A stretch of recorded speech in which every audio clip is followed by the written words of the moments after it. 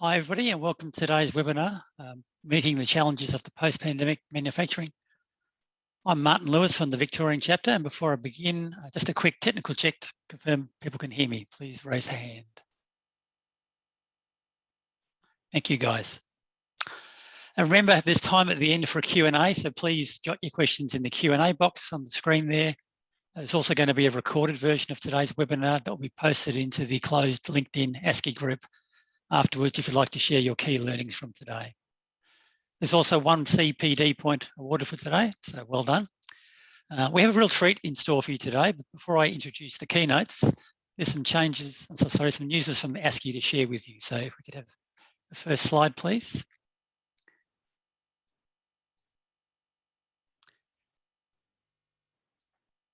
So the next slide, thank you. Yep.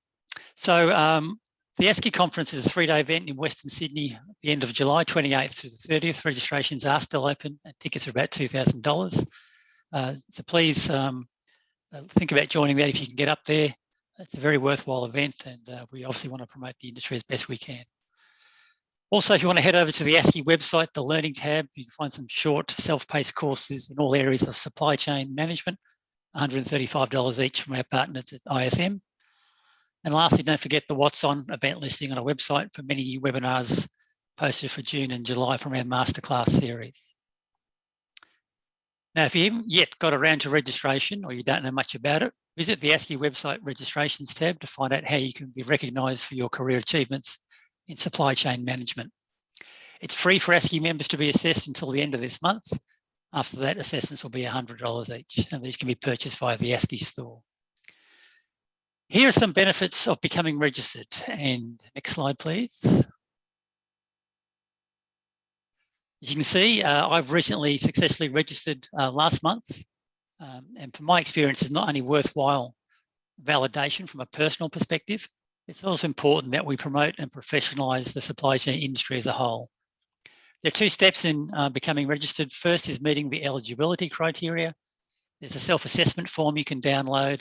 And based on your work history and your education, you acquire points, and points will get you to the first part of the accreditation. The second part is an interview. Interview process is less than an hour.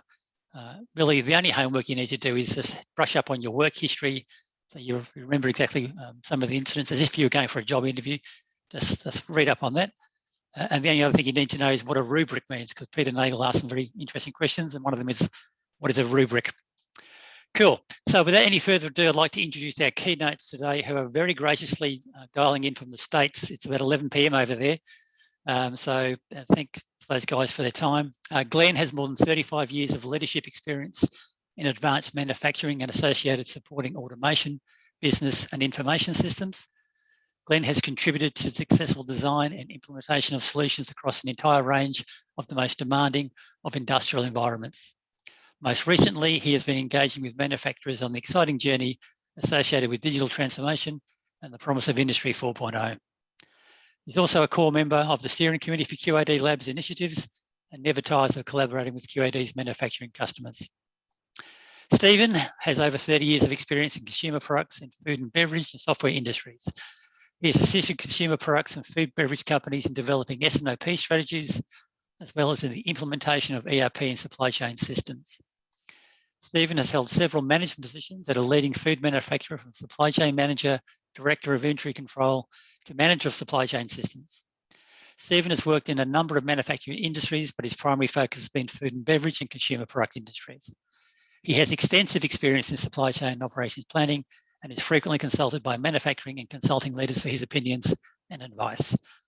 The 2019 Food Logistics Champion, rockstar of the supply chain. So over to you, gentlemen. Thank you, Martin. I think we've covered the housekeeping items. All right, and this is, if you couldn't imagine what we looked like from those descriptions that Martin just gave, this is exactly what we sounded like, I guess. Again, I'm Glenn, and I'm going to start here, and then we will pass it back and forth to Stephen, between Steve and I. All right. So, quick agenda. I don't like to spend a lot of time on the agenda. COVID-19 changed the world. I don't think that's news. and pumped up the volume. And so there's been a number of manufacturing responses, and we're going to go through some of those here. All right. And a year or more ago, it's already mid 2021. Was COVID part of any of our strategic plans? The answer is absolutely not. Is that there were some folks out there that have good standards in terms of risk mitigation, but I don't think anyone expected the magnitude or the severity of how it impacted the entire world, and in particular manufacturing and the supply chain. So what we have observed is that there's any number of things that have gone on as part of that, part of the pressures of that pandemic. Some, most of them not new, but certainly accentuated by the nature of what we were all living through. Starting with, we're working at home. I mean, Steve and I are talking to you from our homes. I suspect that many of you are in your homes in your part of the world, and that has changed the nature of manufacturing. Is that there was a time when planners and the manufacturing folks were in the same building. That may not be so right now, and so that puts pressure on the ability to collaborate. The rapid proliferation of SKUs, the pandemic has only accentuated that. Is that in the food and beverage and in the packaging industry, we've seen a great number of a great amount of customization, where folks are making products for one and only one customer. Sustainability, you can't talk about food and beverage or packaging without some discussion around making the product better for the planet, or making the food better for us. And so that's part of the sustainability. Digital manufacturing, I think that what we've seen is that there's been a new focus on operational aspects of manufacturing. As demand becomes more uncertain, our ability to respond to it has to be as effective as possible. The e-commerce is booming. People are buying online. I picked up my groceries today at Walmart without ever going in. And so that's the nature of the beast. And there are supply chain disruptions everywhere. Is that here in the States, we have parking lots full of F-150 trucks waiting for a chip. We have cooktops and other appliances waiting for parts, and all of this is due to supply chain disruptions and shifting. So all of this affects manufacturing, the supply chain, and the process and performance, and it can have real negative impact: missed sales, reduced margins, on and on and on, a high inventory, clogged warehouses. And so how do we deal with this? And so what Steve and I hope to do today is give you a couple examples of give a little more detail about what's going on in the industry, and maybe give you an example of how some folks have been very active in responding. All right, I'm going to pass it to you, Steve, and let me know when you need the slides changed. Will do. Thanks, Glenn. And thanks to everybody for joining us today. We really appreciate the time to present to you. And actually, Glenn gave me a great lead in. He was talking about him picking up his groceries today. My daughter actually did the same thing. But for some of them, she actually came to our house and raided our freezer because she needed to purchase some chicken today. And in the 3 grocery stores near where she lives, they were completely out of chicken. So she called up Mom and Dad, and she goes, "Do you have any chicken?" We said, "We have tons of chicken in our freezer," which we finally got at the end of last year after a 6-month wait because the pandemic hit, and we decided to buy a refrigerator, and they were all taken and on hold, and we finally got it 6 months later. So we're seeing a lot of backlash. Some people are thinking, the COVID-19 pandemic is close to being over because of the vaccines and things. But we're almost seeing a very bad whiplash effect in terms of there aren't that many closures, there aren't that many restrictions going on around the world in terms of, companies can't operate because of, governments are shutting down towns and states and regions and saying you can't, only essential workers can be there. However, because everything is kind of now catching up to it, like Glenn said, we're running into issues. We're trying to restart faster than what we were able to. We still don't have enough workers across the globe, and especially in the United States. There are help wanted signs everywhere. When the pandemic first hit and people got laid off, I mean, the unemployment rate hit record numbers here in the United States and all across the world. And now we have a record number of job openings that can't be filled. So it's been a really interesting year and a half. And when we talk about this webinar and what we're trying to get across here, we're talking about some of the things that impact both the food and beverage industry, but also the packaging industry. Because if you think about it, and I think I saw a statistic not too long ago, 65%, 68% of all packaging material is produced for the consumer goods industry. So that would be anything purchased by a consumer in a retail type of venue. And I know that has changed over the last couple of years, especially through the pandemic. A retail venue now could actually be this chair I'm sitting in, because probably 80% of the things that we buy are purchased from this chair and not a store anymore. But it's some interesting things that are happening. A lot of trends in the industry, snacking and the way people are eating, even though restaurants had been closed, food service venues have been closed, people have changed across the world what and how they've been eating. And I have a really interesting case study coming up here in a bit that kind of highlights that. We've been going through some transportation issues globally, and especially in the United States over the last couple of years. And again, with COVID-19, they've only been exacerbated. We've had people, trucks now need regulatory sanitizations where they typically didn't need sanitization practices between loads. That's slowing up the transportation industry. And there's a whole sort of issues that's just slowing things down. So we've seen a lot of changes. And we're still getting some sporadic plant closures due to the virus and the close proximity of workers. Many manufacturing facilities, whether it's a facility that makes packaging or a facility that makes food or automobile parts, have had to go some revamped engineering in terms of workspaces so the workers could work safely. So it's been very interesting. And Glenn, if you can just go to the next slide for me, please. So if we look at what has gone on after or during, our trying to get out of this, what has been taking place and what have been companies such as yourselves been doing? And I do a lot of research in the industry because part of our job that Glenn and I have at QAD is really interesting. It's to keep QAD informed on what's happening in our particular segments and also our customers. I was somebody like you at one point in my career where I worked for a food and beverage company, and our goal was to get product out the door, get to the right thing, to the right place at the right time, in the right quantity. So sometimes we really didn't see what was going on around us. And that's part of Glenn's and my position here at QAD to help our customer base know what's going on, outside their walls. So some of the things that our customers and some of the people in the industry are doing today are around trying to manage what occurred because of COVID-19. And if something of this magnitude should hit again, maybe they're more prepared. So they're looking at improving the risk management processes and policies.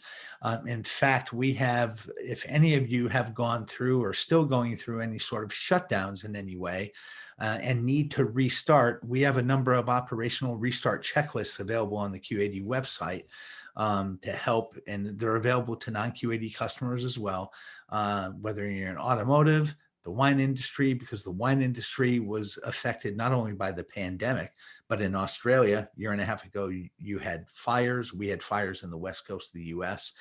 So that was greatly impacted in addition to the pandemic.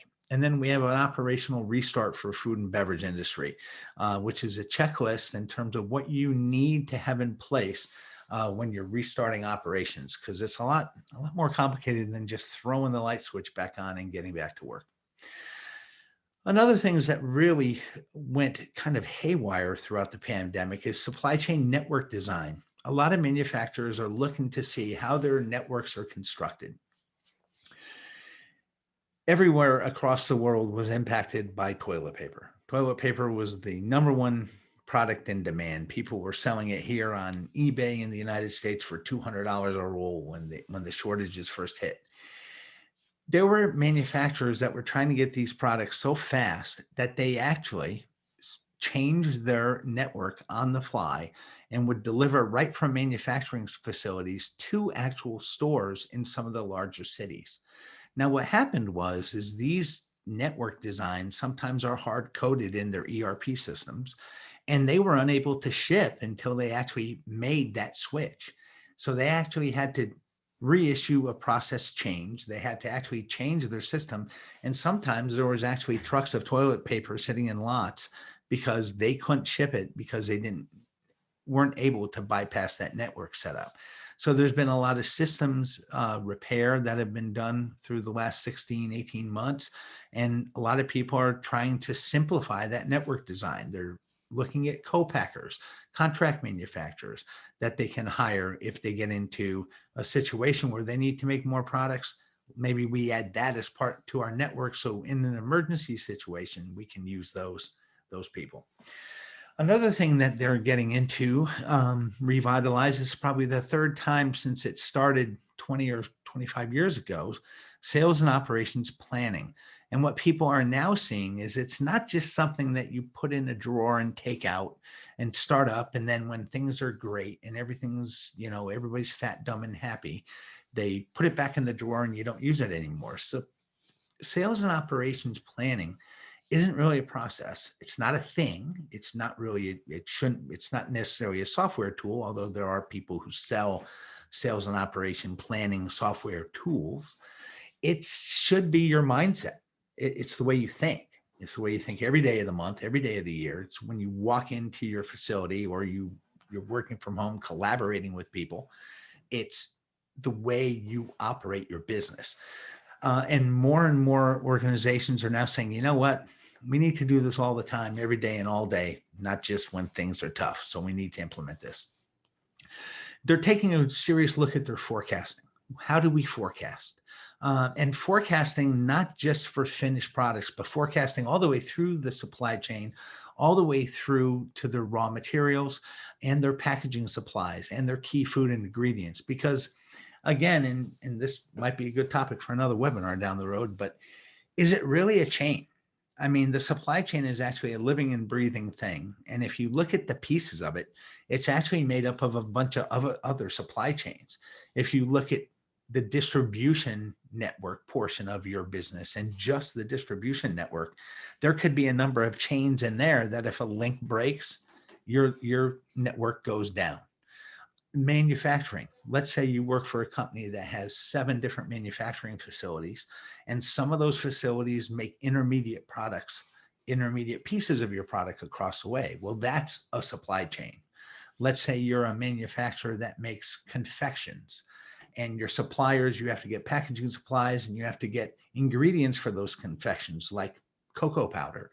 Well, maybe you buy cocoa powder from the cocoa powder man, and the cocoa powder man buys the cocoa beans from the, Peru or some other area of the country where there's grown. So those are all areas that has to be, even though you're not necessarily finished product forecasting, you need to plan all those areas and link it together. And one of the things that has happened during the pandemic is consumers' preferences have changed. And with people technically being captive to grocery shopping, manufacturers have added new products, lots of new products.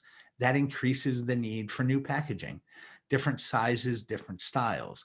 And with that, maybe more ingredients, different ingredients. So that increased the need to collaborate with suppliers. And it also increased the need to leverage their ERP systems and MRP systems much better. Glenn, if you can hit the next slide, please.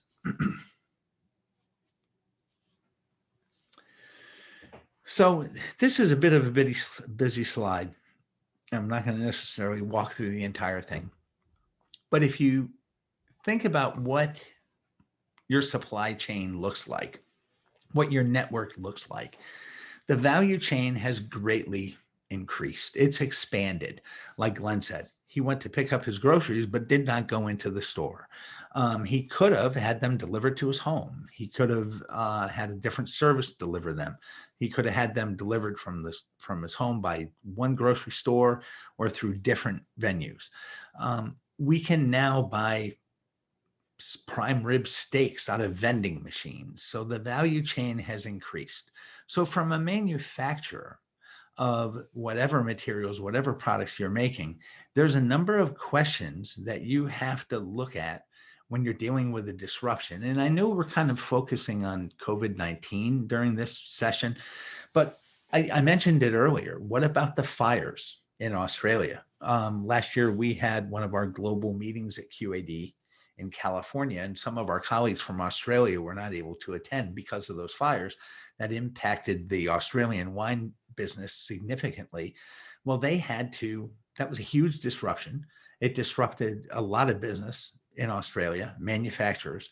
So it was very similar to, in terms of what did we have to do during COVID, you also had these same issues. And it can happen again. There's weather issues that can happen, geopolitical issues that can happen. So you need to be prepared for all this. So some of the questions you can see on the screen have to be asked. If I'm a producer of toilet paper and the whole world goes crazy and buys all the toilet paper, what do I do to streamline getting that new product out the door once I make it to the consumer, to the retail people who are going to sell to the consumer? Our local Walmart where I live in Michigan, for 6 months, they did not put toilet paper on the shelf. People were buying it so fast, they just brought it in through the central door leading to their storage room into the center aisle of the store and dropped it on the pallets. And they went as quick as they could drop it. And I spoke to the store director and I said, "You're not even putting it on the shelves?" He goes, "I'd rather have my employees stock other things." He goes, "Because they're going to buy it so fast, we're just dropping and going." So there's a number of questions that you need to ask in terms of how your supply chain and your business operates, so you can handle these type of situations in the future. Because if you look at the history of these two industries, packaging and food and beverage, over the last 5 years, the amount of disruption that has happened and it occurred is mind-boggling. People used to think, when I was first in the business and working at one of these manufacturers, a customer changing an order was a disruption. Well, no, it wasn't. That's not a disruption today. That's day-to-day part of the business. Disruptions are viruses, fires, and those type of things. Glenn, if you can hit the next slide, please.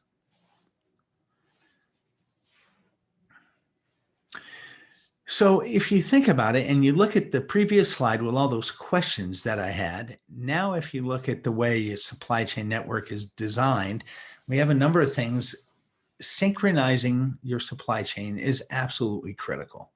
And you not only have to synchronize the pieces and synchronize the materials, but you have to synchronize the information, because what people sometimes forget is you're actually managing two supply chains.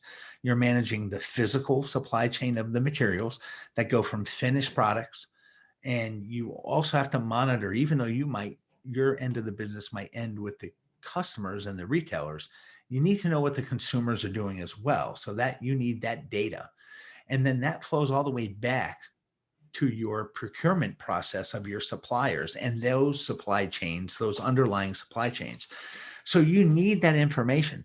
And just like the example I gave you of the S&OP, rather the network design issue and the toilet paper issue, you need to streamline that information and get that data along with the products. Because if they're not working hand in hand, you're going to have a breakdown. So you have two supply chains you have to deal with, the physical and the data supply chain. And Glenn, if you can go to the next slide for me. So this is the case study I wanted to quickly mention. We have a customer of ours who manufactures frozen fish. And it's very interesting because about 55% of their business before COVID was food service. The other 45% was retail. They typically sold 5 major SKUs to retail stores. Walmart was one of them internationally as well as in the US. And the other was food service to businesses, schools, manufacturing facilities, and those type of places. So when COVID hit, their food service business pretty much went completely in the tank. Thank goodness for them, McDonald's kept their fish product on the menu. So that demand actually almost doubled. So that went crazy. It outstripped their capacity on their food service lines because it almost doubled. Even though the other stuff wasn't there anymore, they needed to make more, twice as much as what they were doing. Their retail products, they doubled, but for products that weren't sold prior to the pandemic. So those 5 major, 6, 7 major SKUs, people weren't buying. They were buying SKUs that they only maybe had 10 or 15 packages of these products in the store, so they couldn't keep up. They had to ramp up. So they were constantly hand to mouth. And these certain fish items were very similar to the toilet paper. They couldn't get them on the shelves fast enough. And then, as their VP basically told me, they pretty much had the perfect storm. Their employees were of an older workforce where they were in a certain part of the United States, and they didn't come to work because they were fear of getting sick. So you have one demand that goes very slow, very low. You have another demand that peaks. The demand that went low ended up peaking because they were buying different things, and then you didn't have people to make it. And then you didn't have trucks to ship it. And because they were different products than what you're used to making, they didn't have the packaging supplies to put them in. So talking about going haywire, that's kind of a pretty nasty supply chain situation. So by using QAD's adaptive ERP, and especially QAD's demand and supply chain planning tools with an S&OP process, they were able to quickly remanage their network design. They were able to quickly do some forecast changes, distribution planning changes, and run that back through the supply chain, all the way through production planning into supply planning, and talking to their suppliers who manufactured these packaging materials that they now needed to change. So they were able to effectively implement an S&OP process very quickly. They were able to get their inventories out of control a lot faster than what they thought. And they were able to manage the production scheduling and schedule the lines and schedule their operations based on the workers that they had. And of course, they improved communications with their suppliers. So it was a very interesting situation that they ran into, but with synchronized demand and supply chain planning, they were able to get a handle on the business. Next slide, Glenn, please.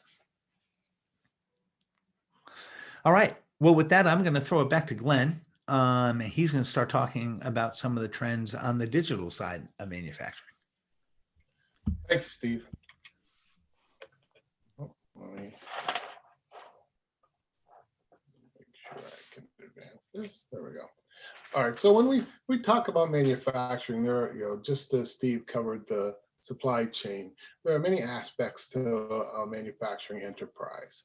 One of the things we talk about in terms of digitization or digitizing manufacturing is the gap between planning and operations. And so in my simple diagram, on the left is business systems like ERP and CRM and other aspects. And an oversimplification of ERP is the aggregation of demand and the translation of that into specific orders to be created, to be manufactured.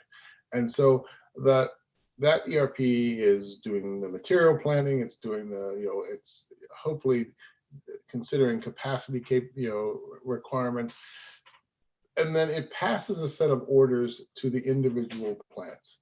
What's unfortunate is that space in between is almost universally a little underachieving. Is that gap is filled with, most often with, spreadsheets or fragile interfaces. And so the systems are designed for different things. The goal of ERP is really a business system that's about making the quarter, the aggregation of revenue and those kind of things. Whereas Steve rightly described it, the goal of the manufacturing environment is to get the orders out that they've been tasked to do. So these spreadsheets and these fragile interfaces, and what I mean by fragile interfaces is that even if you do have systems on either end, oftentimes they're a little disjointed, and even if the integration is there, they break. Is that somebody changes an operating system at the plant, or someone changes something, a table structure at the ERP level, and the next thing you know, your integration doesn't work. So this gap is a problem in terms of the truly effective manufacturing enterprise. So what we found is the best way to fill those gaps is with a vision of a solution. And we use 4 C words here. Is that is it collaborative? Is it can the planner create orders and then instantly release those orders and instantly have the plant execute on those orders? Or is there a gap? The gap again often takes the form of those Monday morning production meetings where everybody whips out last week's spreadsheet, which is covered with red marks, and somebody prints out the new spreadsheet, and we try to reconcile what we did, what we want to do, and there's all sorts of discussions about, well, I thought we were going to do this, and the answer is, well, we did do that, and well, why didn't we do this one? Well, I didn't even know you wanted me to do that one. So that's the gap that I'm talking about. So collaboration is a key between making sure everyone has the same vision of what the goals are and how to get it done. Connected means that we're able to talk in some instances directly to the machines, but the only way to get truly collaborative kind of data structures is to be connected to both the machines and the operators. But what you're really connected to is the action, is what's going on in the manufacturing floor. Do I know what's going on to the minute kind of scenario? Configurable is that the reality is that operations is very personal. At the manufacturing level, if you're making food or packaging or cars, is the way you go about making that is based on the product you're making. So you need to have a system that can adapt to what you're doing here, and that's not just true between very different and distinct industries. That's true with inside the plant itself. So if you are producing yogurt at one side of the plant and some other dairy product on another side of the plant, it's as much as we like to say, oh, let's make it all the same, there may be real good reasons to make those processes separate. And finally, it's contextual, as in, are you always delivering the right information in context? Because if I'm going to deal with that connected factory floor, I don't want to deliver a complex system that operators aren't able to deal with. Is that when they walk up to a terminal that's next to a machine that they're running, is the data limited to the data that makes sense for them? So what we found is that we extend the ERP, and this is just an example of rather than create separate systems that have to be integrated. So we're very focused on the operational extensions of the ERP. So the classic example for me is progress against an order. It's an imperative that we all know how we're doing against an order. The plant wants to know so that it can schedule the next set of orders. The planner wants to know because he wants to know if he has capacity to accept orders or to plan for the next orders, or does he have to respond to possibly telling a customer that his orders may or may not be fulfilled, or perhaps there's flexibility with that customer. So we find the integral approach is the better way. If we think back to our forces, is that many of those have an impact on our approach here. Is that the pandemic has accentuated. Steve talked about labor shortages, and what we've seen is, as I described earlier, excuse me, is the planner may not be in the same building anymore. He may not even make it to the factory floor. There were times when he used to do that. And so now he's working at home, the factory is where it is, and folks that used to get together in the lunchroom go and sit in their cars and eat their lunch. Right? One of the examples, I think it's best served by using example, is that we had a customer who makes parts. He makes, it's a discrete kind of manufacturing scenario, and there was always difficulty from a plant perspective, as in what are the real priorities, and what is it that you want me to make, and from a planning standpoint, it was always, are you done with that order? When will you be done with that order? I have a customer screaming, what do you mean you did the order but it still hasn't shipped? So there was all sorts of gap, and that resulted in reactive mode. And so the systems that were put into place closed that gap. And I think that the quote here is a great one, and oftentimes as a supplier of solutions, when you get this kind of quote from a customer, it's exciting. And so for the first time in 15 years, we have planning and operation systems that work seamlessly together. Our team trusts the data in making decisions without having to make assumptions or adjust for timing of the updates. And the analogy I would use is this, is that I have friends who get in their car, and you get in their car and the time doesn't seem right on their car. And they go, oh yeah, I always set it 10 minutes fast so that I know I'm never late. And I go, but don't you know that it's 10 minutes fast? Yeah, but I just do the math in my head. And oftentimes with these systems, if they are not integrated, everyone is doing math in their head. Is that the plant floor people go, well, I think this is what he's done, but that guy always hedges a little bit, so I'm not sure that's really what he wants, so I'll adjust accordingly. The planner goes, well, I think they're almost done, but I'm not quite sure, so I'll buy a little more raw material. And all of those things I talked about early on, in terms of the additional inventory or the ability to hit service levels, and all of those are impacted because the decisions are not based on a shared set of information. And so, the factory, the shop floor supervisor I talked to where they've implemented this system, he says, we now trust the data to the point where we make decisions based on what we see. We don't have to make modified decisions. We don't have to hedge our bets. We don't have to subtract 6 and multiply by 3 to get the right number. We know that if the orders are there, those are the orders we need to work on. That's the sequence in which we need to work on them. And we have confidence in our data in a way that we haven't for a long time.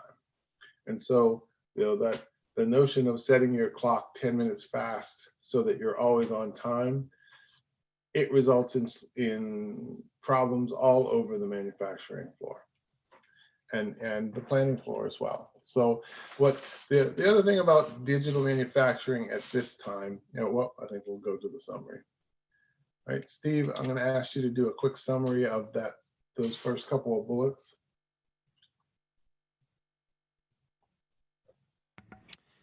No problem. Sorry about that. It took a while to get off mute. So again, if you remember some of those slides that we put up during the first part of the presentation, one of the key areas I think people need to focus on is you have to be readily adaptable. Adaptability is the key to being responsive in supply chain. You have to be able to make decisions quickly. You have to be able to have that reactionary capability.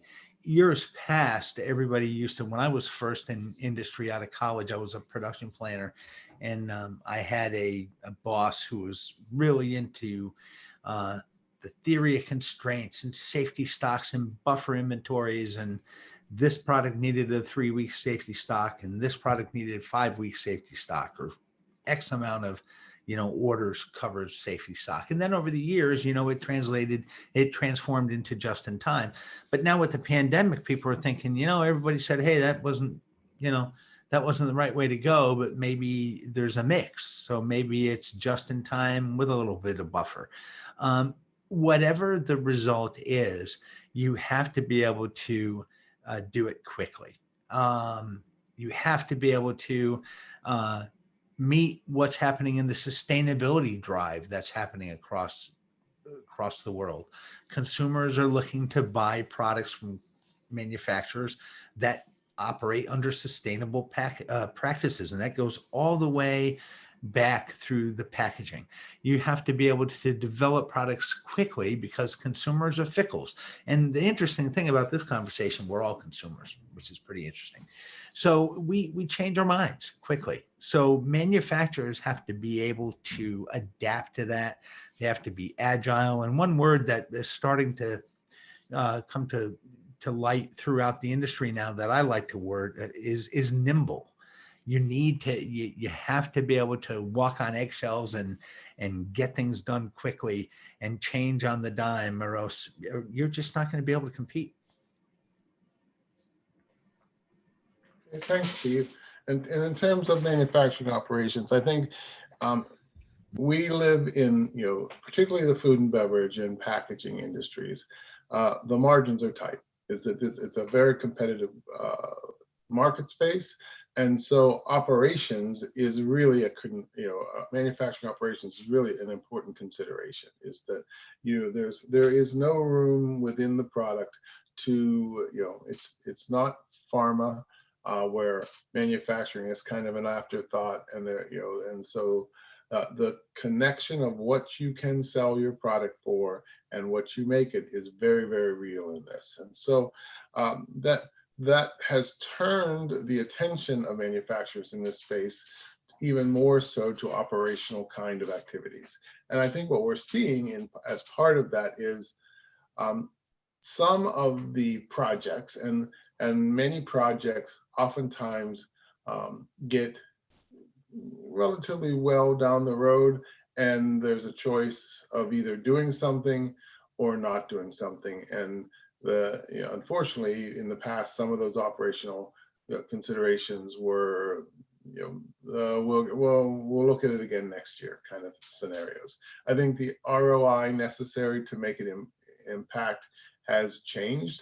I think some of the technology has allowed us to do some things with a little less investment and a little more, if I borrow Steve's word, nimbly, in terms of getting things done. I think we've surprised ourselves after COVID, is that I've walked through plants now where stations have been reconfigured to protect employees.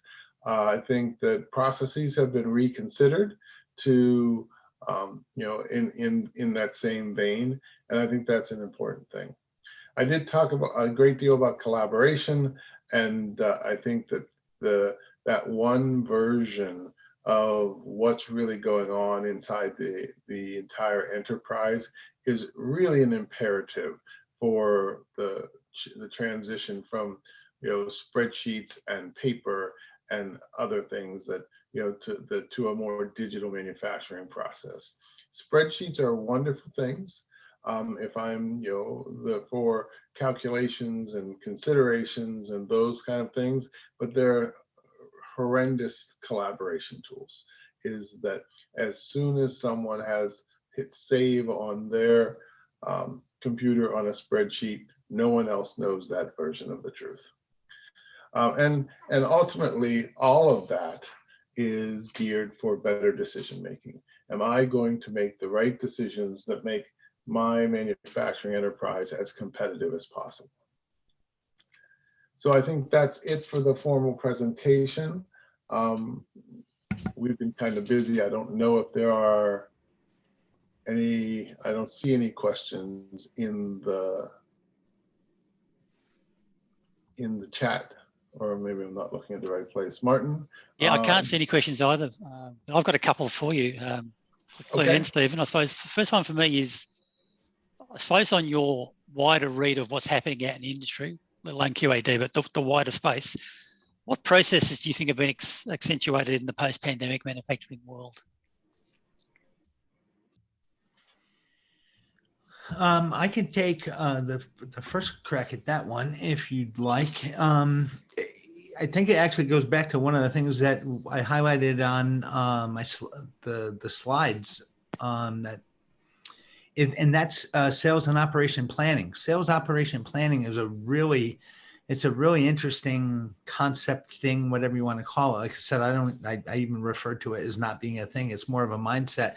If you look at the evolution of it years ago, it was a hot topic, then it kind of went away, and then it came back, and then it kind of went away. And I think it's because people didn't really know how to handle it. And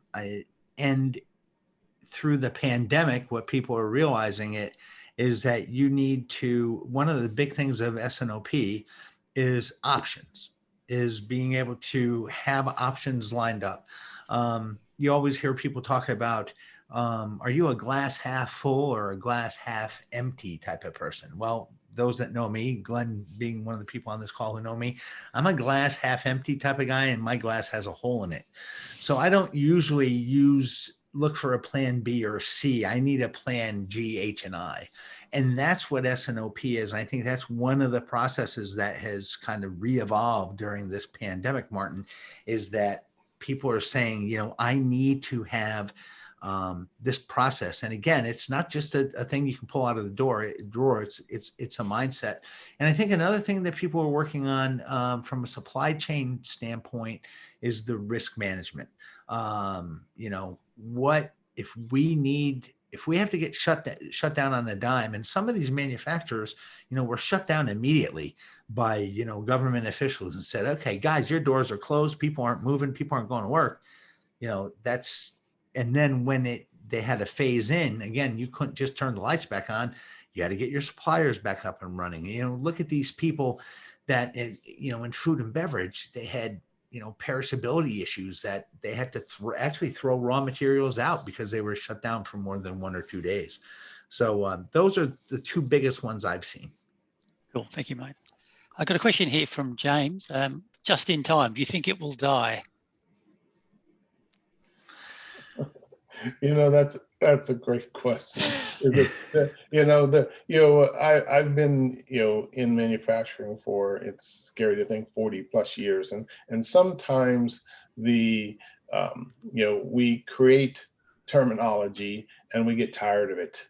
And we say, oh, well, just in time was, this Toyota production system kind of thing. And there has to be something better. So we're going to create something new.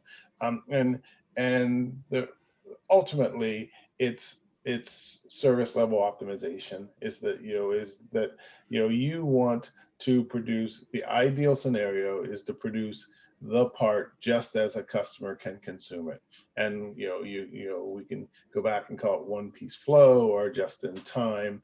I think people are rethinking how they approach that kind of thing. They're certainly in the and particularly in these industries, you can't produce loaves of bread weeks and weeks ahead of time thinking, oh, I'll get ahead and I'll produce bread. There are obviously, dates and those kind of things that go on.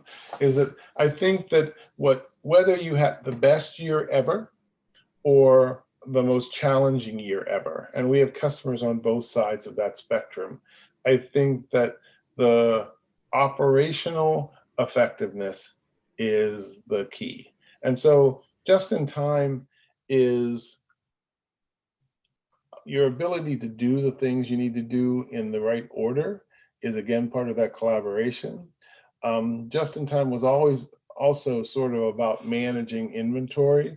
I think people have, that pendulum swings back and forth, and I think people have become a little more liberal with what they see as inventory.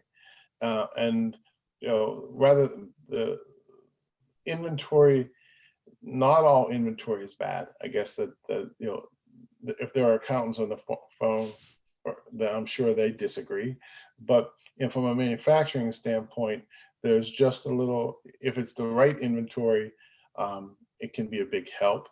All that said, manufacturing notorious for folks with parts under their desk just in case. Thank you. There's a question here for you, Glenn, from Wayne about your view of the future of blockchain in the area of system integration and collaboration in supply chain. Oh, blockchain. You either love it or you don't. That's been my opinion.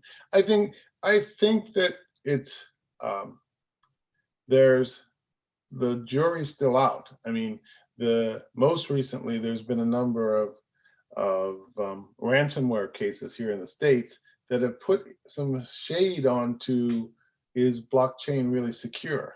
Because there were the ransom was paid with Bitcoin, but the government was able to stop a fair amount of that ransom being paid just through it's by tracking, and the blockchain community is kind of trying to respond to, well, are we really secure? I think that ultimately blockchain will work when there is large groups of agreeable partners that want it to be effective. And so, I mean, that seems a very, the up until this point, it's been a banking function because there's general agreement that we all want that the movement of money to work. When we start talking about the movement of goods, is there, I think the automotive industry will probably lead the way. It has a unique supply chain interrelated in a way that is a little different than the rest of manufacturing.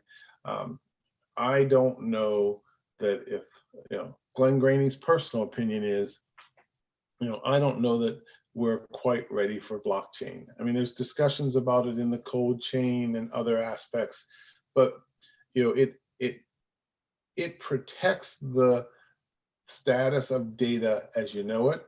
But if you don't have a good way to confirm that status, then you're not, you may not be protecting the truth. Thank you. And my question here from Aslam, I think I've got this right. The switch from that physical observations of physical management to data-driven, how do you manage the change within the operations and manufacturing space, the cultural change, the change management piece, about going from what I've always done in physical observation to a more data-driven, aggregating different sets of data to help drive planning decisions? I think it's repetition. Is that I think that the reason we've always done it the way we've done it is because it was in some ways rewarded. Is that it was the way I was able to manage the chaos. But I think the chaos got cranked up. Is that, as Steve described, the SKUs that were popular before the pandemic suddenly weren't the SKUs that were popular after the pandemic. So if I was, kind of, buffering and using my gut or the back of my envelope to do those kind of things, I had the wrong envelope. So what was, the example I gave culturally, absolutely that was an issue.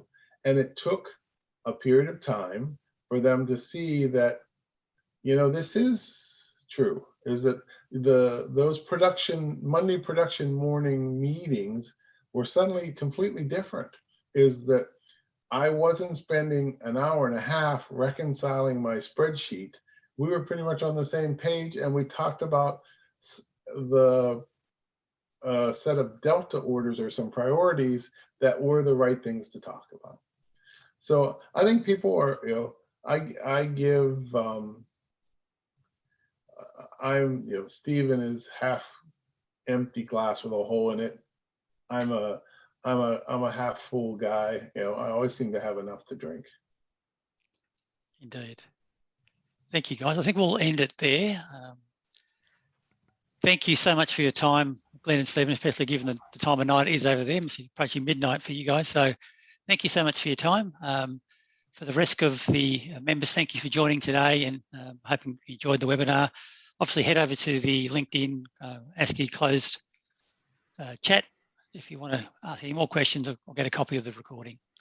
And thank you so much for your time. Cheers, Thank everyone. you. Our pleasure. Thanks very much.